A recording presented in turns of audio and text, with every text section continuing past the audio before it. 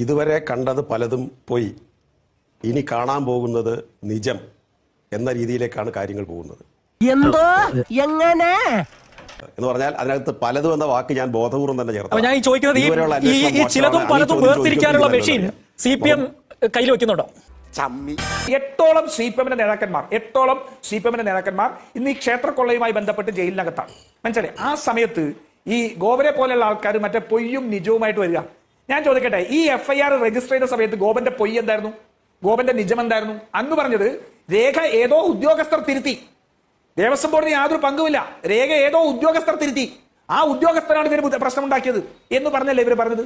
ഇപ്പോ ആ പൊയ്യും നിജവും എവിടെത്തി ഗോപൻ? പത്മകുമാർ കള്ളനാണെന്നുള്ളതും പത്മകുമാർ തെറ്റ് ചെയ്തിട്ടുണ്ടെന്നുള്ളതും പത്മകുമാർ ചെയ്ത തെറ്റിന്റെ തീവ്രത മാത്രമാണ് ഞങ്ങളുടെ പ്രശ്നമെന്ന് പറയുന്ന നിജത്തിലേക്ക് നിങ്ങൾ എത്തിയില്ലേ? അപ്പൊ നിങ്ങളുടെ നിജം മാറിക്കൊണ്ടിരിക്കുകയാണ്.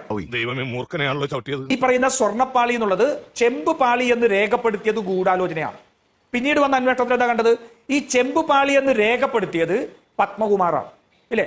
കാരണം പിത്തളയാണ് എന്നുള്ളത് എനിക്കറിയാൻ പാടില്ല. ഇപ്പൊ AKG സെന്ററിനകത്ത് സ്വർണ്ണത്തെ സംബന്ധിച്ച ക്ലാസ് ആണോ ഇവർക്ക് ഗോപനൊക്കെ കൊടുക്കുന്നതെന്ന് എനിക്കറിയില്ല. കാരണം പിത്തളയാണോ ചെമ്പാണോ സ്വർണ്ണത്തോടടുത്ത കളർന്ന് എന്നോടോ രാഷ്ട്രീയത്തോട് ചോദിച്ചാൽ അറിയാൻ പറ്റില്ല. പക്ഷെ CPM നേതാക്കന്മാർക്ക് അറിയാം.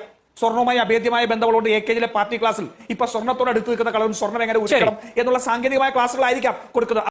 കിട്ടേണ്ടതൊക്കെ കിട്ടിയല്ലോ, സമാധാനമായല്ലോ.